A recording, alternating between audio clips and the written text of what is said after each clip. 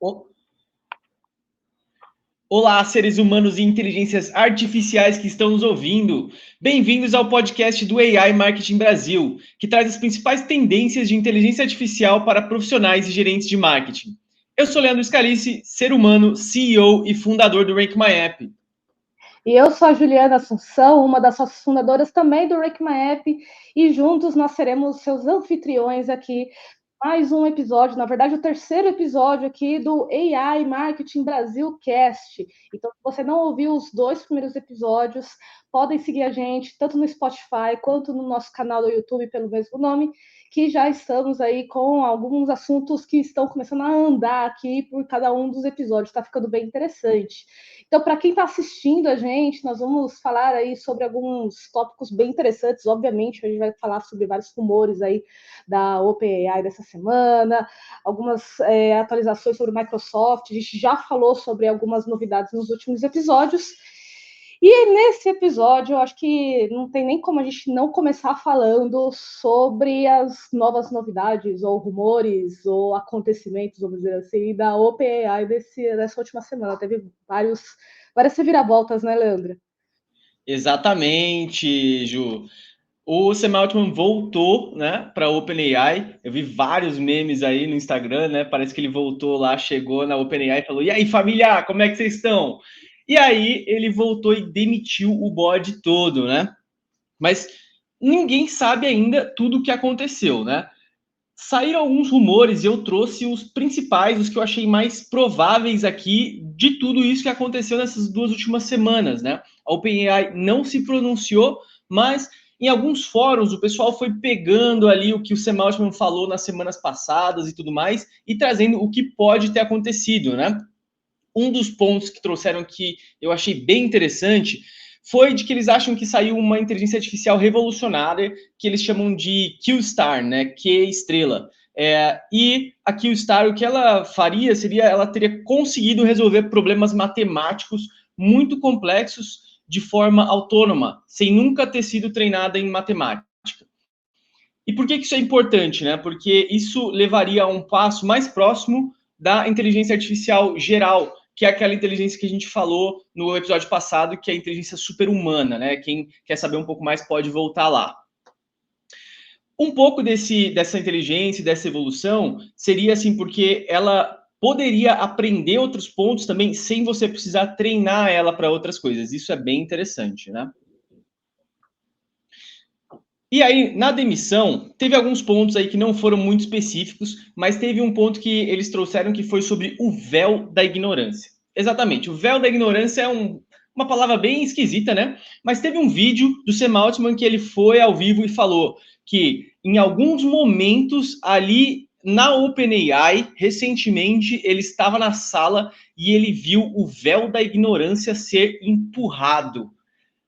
Né? Bem, aberto isso, mas você pensa, poxa, se eles estão andando para essa questão de inteligência artificial geral, né, a AGI, e ele falou que eles conseguiram empurrar o véu da ignorância, aí todo mundo conectou os pontos e acham que foi isso que aconteceu, né? Um outro ponto que eu não vi exatamente, né, provas, foi que disseram que num subreddit, né, um fórum ali do Reddit, o Sam Altman foi lá e escreveu que a OpenAI tinha atingido a AGI.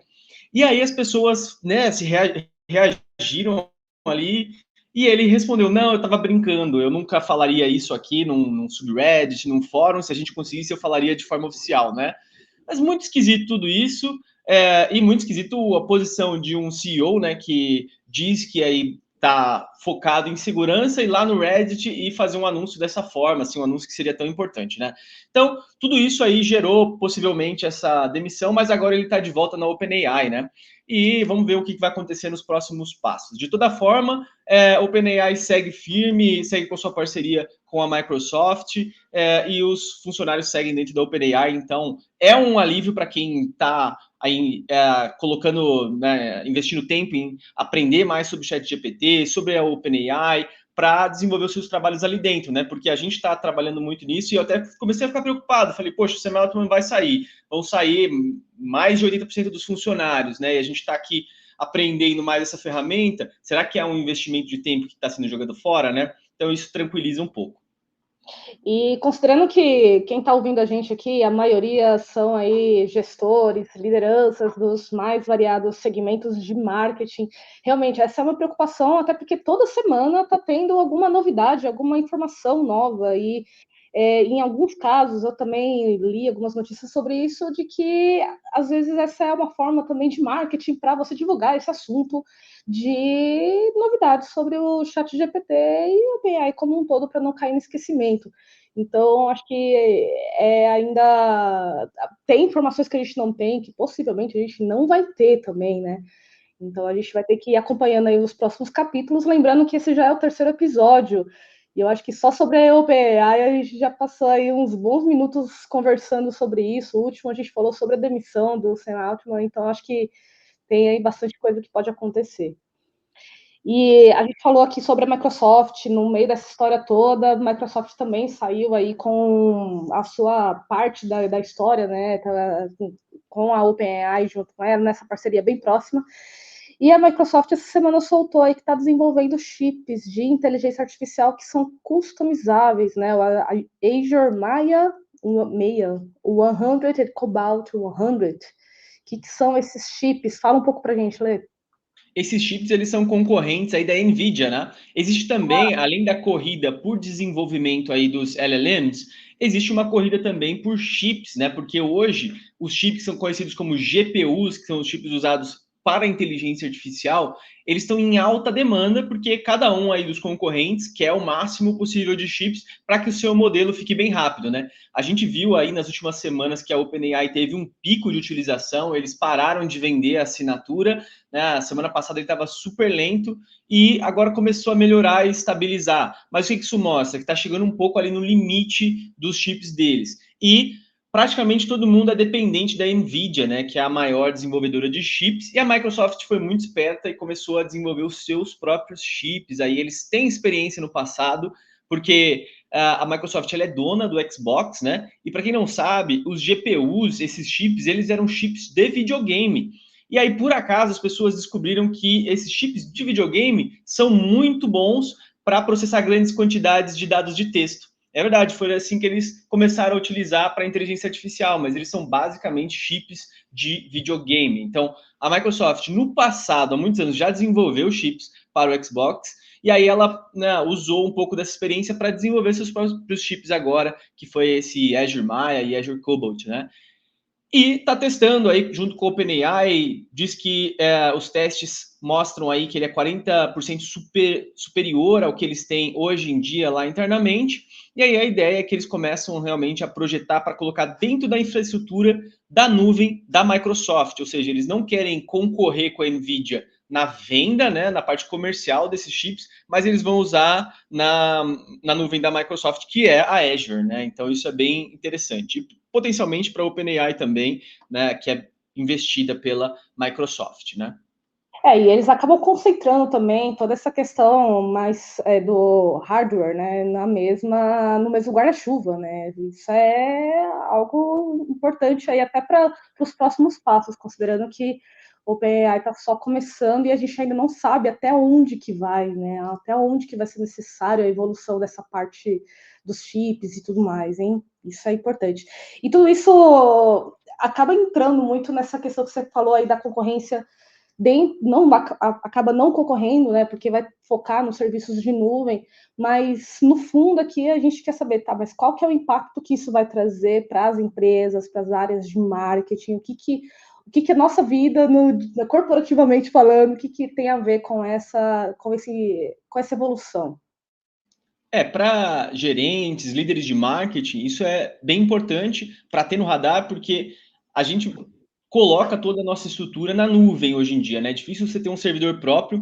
Hoje a gente está ali na do Google, que tem todo um trabalho de GenAI por trás também, vários LLMs disponíveis, né? Mas a Microsoft tem aí a exclusividade, né, da revenda da OpenAI. Então, é um ponto muito positivo para eles e a gente tem que acompanhar para ver se eles realmente, com essas GPUs, vão passar aí muito à frente nessas clouds e serem o principal de cloud, né? Porque às vezes, se você quer andar por esse lado e investir mais em desenvolver a sua própria estrutura na cloud, usando esses LLMs, pode ser que a Microsoft saia na frente aí com esse tipo de ação. Eles estão investindo demais. E outros pontos também, a gente tem visto que eles estão lançando Copilot, eles estão muito rápidos. Então, assim, nós somos muito usuários aqui da Google na Rank My App, né? A gente usa aí e-mail, Google Meets e tudo mais, mas a Microsoft tem vindo muito rápido com o Copilot e outros investimentos em AI, que faz a gente começar a se questionar, né? Poxa, será que agora não vale a pena testar ali?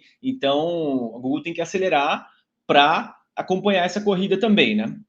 Exatamente. E isso nas empresas também, a gente comentou sobre isso nos episódios anteriores, que acabam gerando novas habilidades também, que vão começar a se tornar importantes para o futuro, né? Da mesma forma que há alguns poucos anos atrás, Microsoft Office, por exemplo, é uma habilidade básica para você entrar no mercado de trabalho, provavelmente entender aí como os GPTs e toda a estrutura funciona. Nesse caso, a gente está falando de infra, mas pode ser mais superficial também. Provavelmente vai fazer aí uma diferença nos currículos do futuro, né? Talvez o futuro não tão longe.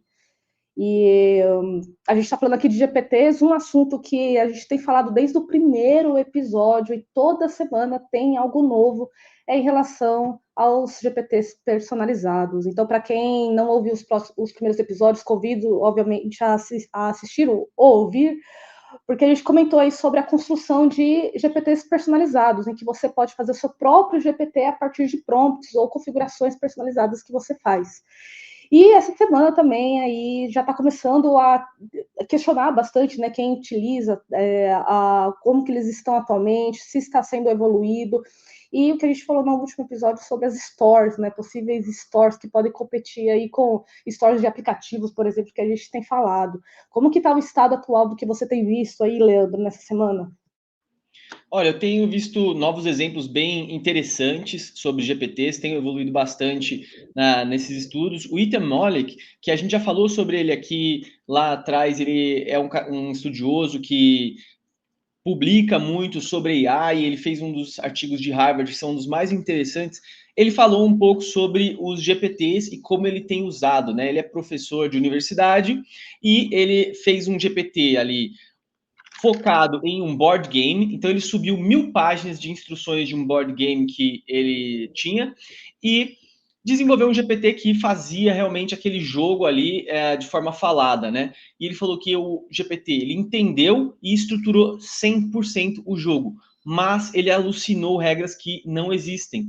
Então, sorte que assim, ele checou e ele conhece muito bem as regras, né? Então, a gente tem que tomar bastante cuidado com isso, porque realmente não importa o que a gente faça, o GPT ele ainda alucina, então tem que ter checagem, né? Um outro exemplo que a gente teve alguns problemas aí foi mesmo com o seu GPT Ajuda Rank, né? Eu mesma estou me tornando uma grande entusiasta aí do GPT Builder. Eu fiz vários testes aqui internamente e acabei construindo um GPT internamente para fins institucionais mesmo, que a gente chamou aí de Ajuda Rank, que é um apelido que eu tenho aqui internamente na empresa também, que era basicamente para responder questões mais culturais ou estratégicas da empresa como um todo, né, de uma forma bem institucional. E o que começou a acontecer é que a GPT, né, a gente começou a chamar ela de ela mesmo, como se fosse eu mesma, começou a ficar muito pesada. Ou seja, o pessoal fazia algumas perguntas, por exemplo, quais são os valores organizacionais da empresa, e para ela consultar todos os documentos e as informações que eu deixei direcionado para responder, ela começou a pensar muito. Então, para quem já subiu aí seu próprio GPT Builder, ela fica searching knowledge por bastante tempo. Em alguns casos, eu fui pesquisando em fóruns, muitas pessoas estão reportando coisas similares também, entre 15 segundos e até minutos para responder alguma coisa, né? Então, de uma forma geral, o que tem se falado nos fóruns, ainda não teve uma resposta oficial da OpenAI, pelo menos até o momento que a gente está gravando aqui hoje. A maior orientação que tem sobre isso é de usar o Builder, o assistente de construção do Builder mesmo, né, do que você subir documentos. O que tudo indica é que os documentos é o que está fazendo ainda deixar pesado as respostas, né? E a princípio, o Builder, em geral, se você vai subir documentos, ele está lendo melhor documentos que são textos corridos ou tabelas padrões, né? Tabelas de um Excel que é exportado, basicamente, né? E no caso que eu subi para essas informações eram documentos misturados, a maioria era PowerPoint, com elementos visuais, coisas desse tipo. Ainda vou fazer novos testes para ver se isso realmente condiz com a realidade. E, por fim, algumas especificações que essa semana foram divulgadas é que a maioria, o máximo de documentos para subir no GPT Builder são 10 documentos, e a restrição é de 512 megabytes por arquivo. Eu ainda tenho minhas dúvidas, porque eu acho que não chega tanto, acho que é bem menos que isso. Tem também o limite de 20 megas por imagem, então não sei se exatamente está condizendo com a realidade. Então, quem aí já estiver construindo seus próprios builders, estiverem testando aí com documentos internos ou não, compartilha com a gente, manda uma mensagem para a gente, ou no LinkedIn, no próprio aqui no YouTube, ou no Spotify, que a gente tem interesse de saber. E, por fim, uma alternativa também que tem algumas pessoas testando de uma forma independente é subir com um arquivo zip. Eu vou testar essa semana, vamos descobrir se vai ser real isso também e habilitar o Code Interpreter para conseguir ler o arquivo zip, e vamos ver o que vai acontecer. E, por fim, comentando a alucinação também, isso é real. Então, mesmo deixando o prompt bem específico, que não é para responder nada, que não estivesse na base de conhecimento que eu subi na Ajuda Rank, né, ela respondeu coisas que não existem. Então, ou que ela misturou algumas coisas. Então, é perigoso, precisa checar as respostas ou garantir que realmente vai ser checado para quem está respondendo. Esse é um grande calcanhar de Aquiles. E esse tipo de informação que você trouxe, eu acho bem importante para a gente compartilhar aí, né, problemas e como a gente está resolvendo, porque hoje não tem um manual do que funciona e não funciona muito bem definido, né? E esse tipo de coisa, como você trouxe aqui, é muito valiosa, né? Porque quem realmente fez um GPT e encontrou um problema e depois resolveu, isso é muito bom, porque às vezes você encontra um problema ali e não sabe resolver, né? Eu passei por isso essa semana também, né? Essa semana eu tinha visto já em alguns fóruns ali do Reddit, gente reclamando do ChatGPT se recusando a fazer algumas coisas. Um modelo bem engraçado, que você faz um pedido para ele, e eu estava fazendo aqui um pedido específico. Eu colei uma planilha e pedi para ele extrair alguns dados ali, porque no Excel ia dar muito mais trabalho, né, de eu fazer. E aí ele me falou assim, primeiro ele falou, olha, infelizmente eu estou tendo alguns problemas técnicos, isso está muito difícil para mim. Aí eu perguntei para ele, você sabe fazer gráficos? E aí ele falou, sei sim, né? Nessa hora eu estava pedindo para um gráfico. Aí eu falei assim, faça um gráfico, por favor, é importante para o meu trabalho. E aí ele foi lá e começou a fazer. Esse foi um hackzinho que eu vi no Reddit, que assim, o ChatGPT, ele tem se recusado a fazer algumas coisas e ninguém sabe o porquê. Eles acham que pode ser um pouco que ele está sobrecarregado, ou talvez a própria OpenAI esteja limitando um pouco as coisas que ele faz, né? Para que ele não fique sobrecarregado. E aí tem esse hack de pedir para ele, por favor, ali com um carisma e falar que é importante para você. Aí ele vai e faz. Então, assim, nossa, é importante para o meu trabalho isso. Aí ele vai e faz para você. Muito maluco, né? E teve um outro que aconteceu comigo, que eu fui e pedi para ele criar uma tabela. Falei, olha, cria essa tabela para mim só com alguns valores específicos. E aí ele me respondeu, e ao invés dele pegar a tabela e fazer o trabalho, ele respondeu, para você criar, faça esses passos. Ou seja, ele falou como eu deveria criar, né? Ou seja, estamos dando uma volta completa. Eu estou pedindo para a AI fazer algo que seria o meu trabalho, ele está me pedindo de volta, né? Me falando de volta. E aí eu fui escrever, faça para mim, por favor. Aí ele foi e realmente fez o que eu tinha pedido. Então é muito louco, porque assim, eu tinha visto isso no Reddit, mas eu não tinha experienciado. E aí quando aconteceu comigo, eu já tinha esse hackzinho, já tinha visto, e aí eu pude responder, né? Senão eu ia ficar um pouco travado, do tipo, poxa, não estou conseguindo fazer, o ChatGPT não está querendo aqui me obedecer, né? Então, esse é o tipo de coisa que a gente vai testando e vai tentando até achar realmente como resolver, né? E, bom, para terminar aqui esse tópico sobre os GPTs, um ponto que eu achei bem interessante é a conexão dos GPTs com ações, né? Então, hoje, por exemplo, você pode conectar já o GPT com o Zapier, com o e-mail, com o software corporativo, né? Se você usa um CRM específico, isso vai dar muito mais poder de você desenvolver automações ali, né? Fazer algo no GPT, mas já exportar.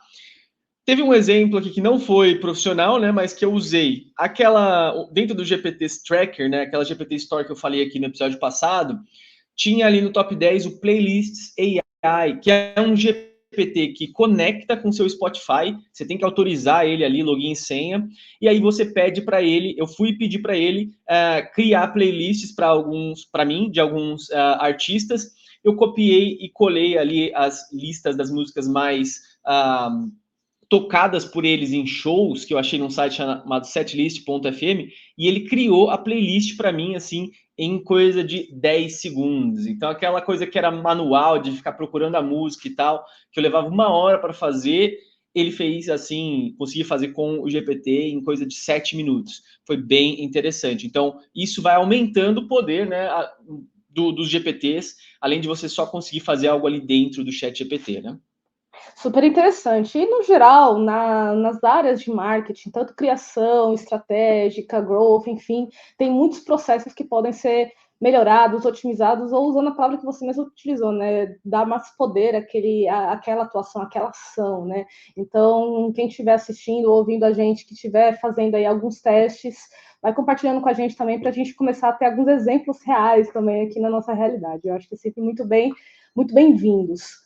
E essa questão da alucinação tem sido bastante comentada, né? A gente está falando bastante de fóruns, do Reddit, porque ainda não tem uma comunicação oficial da OpenAI sobre isso, até o momento que a gente está gravando aqui também esse episódio. Então a gente não sabe muito bem o quanto que realmente a gente pode confiar nesse sentido ou não.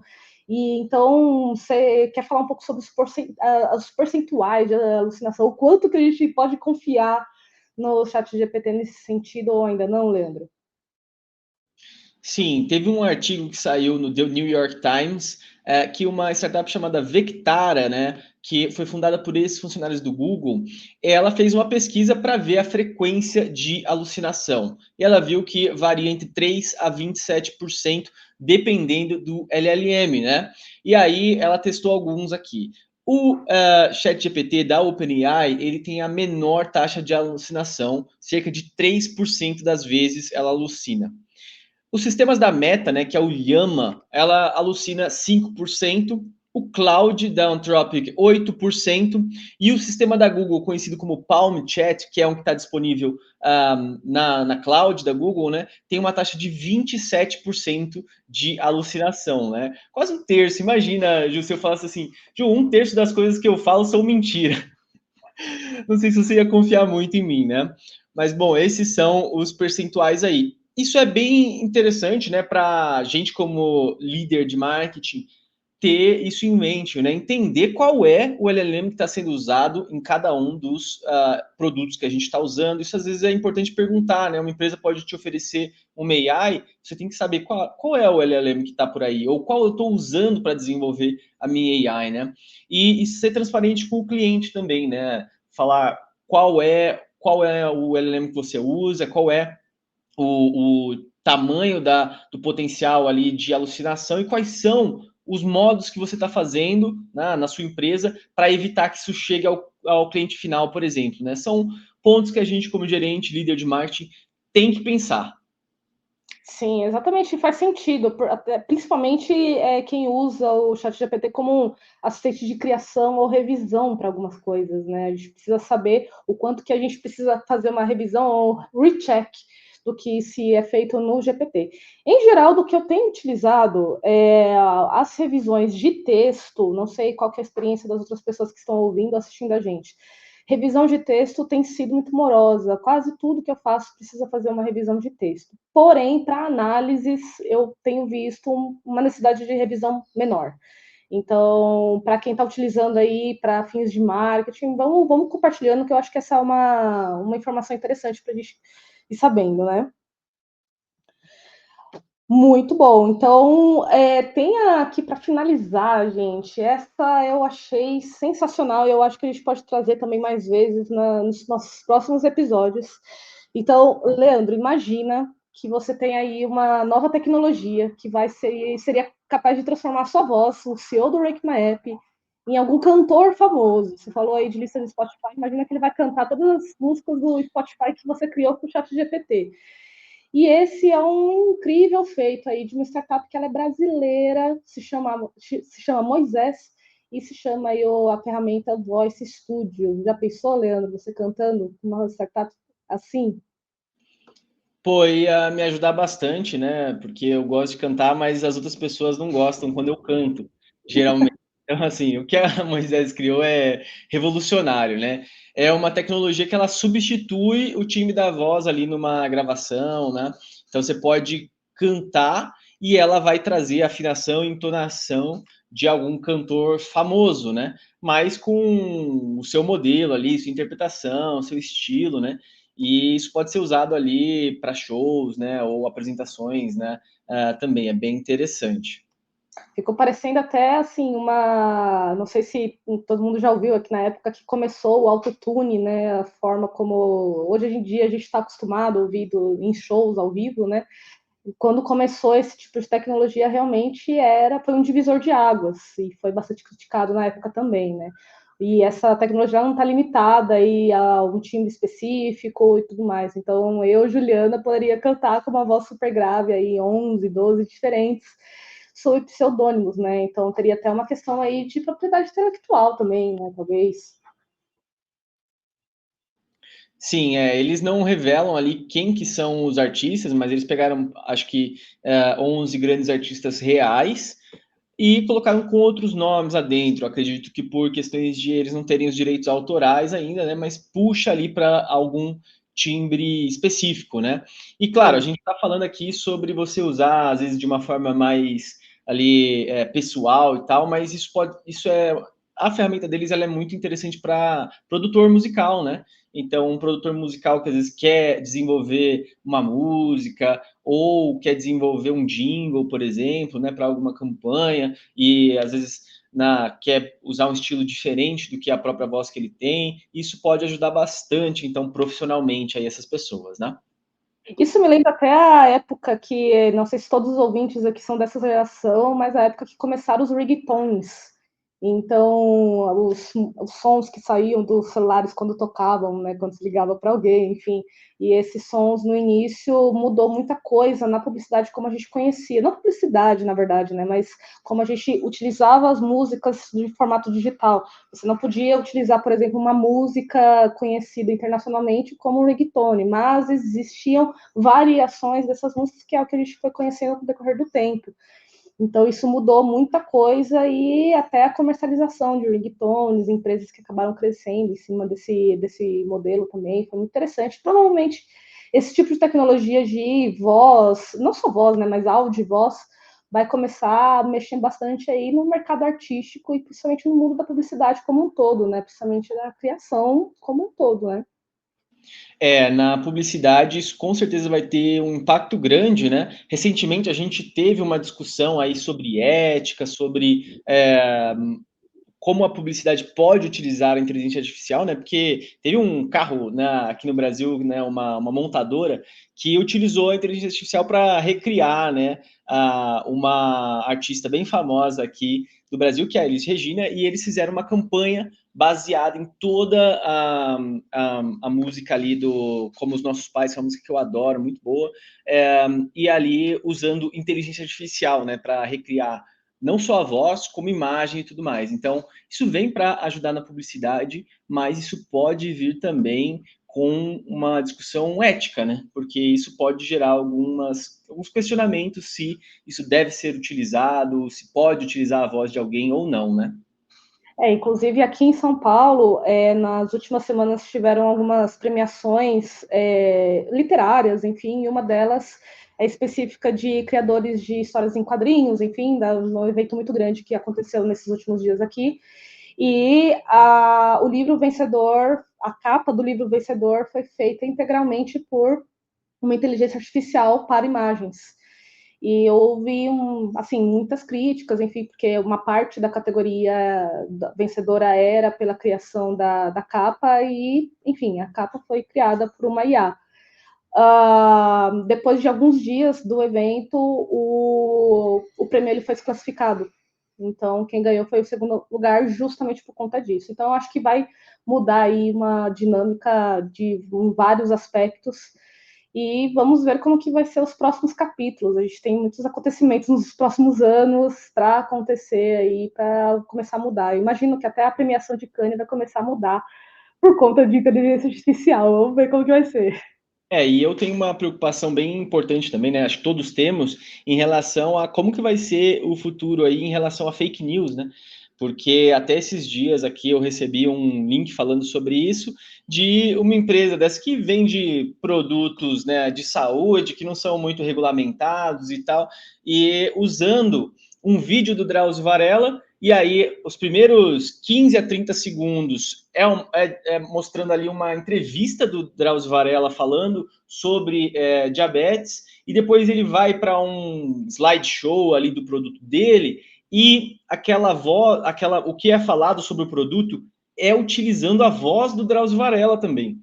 Então, assim, você percebe, se você prestar bastante atenção, que existe uma transição ali, e a voz fica um pouquinho diferente. Mas imagine uma pessoa, né, de mais idade que não está antenada em inteligência artificial, não está antenada em que isso pode acontecer e esse tipo de coisa a voz é clonada, né? E aí tá vendo aquilo e fala, poxa, olha que legal esse produto aqui, foi o Drauzio Varela que recomendou na Globo News. Então, assim, realmente é o tipo de fake news que eu acho que a gente vai começar a ver muito mais, né?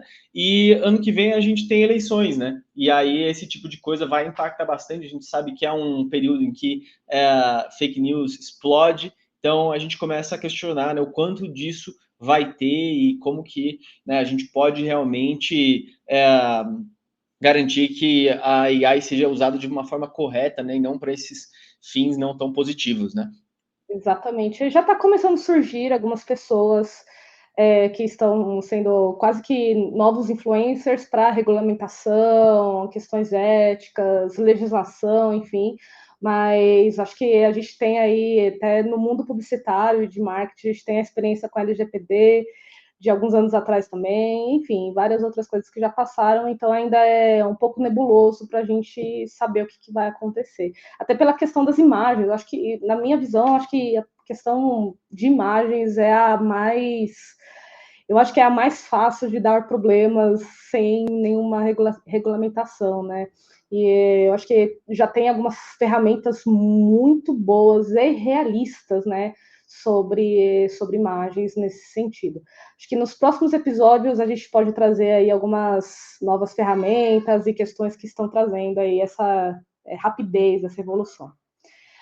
Pessoal, espero que tenham gostado desse episódio. A gente tem bastante informação sempre ali, todos os episódios para trazer para vocês. Quem tiver sugestões de novos temas, podem sempre mandar para a gente pelo LinkedIn, pelo Spotify ou nos comentários no YouTube, que a gente sempre vai estar por aqui preparando semanalmente todos os episódios.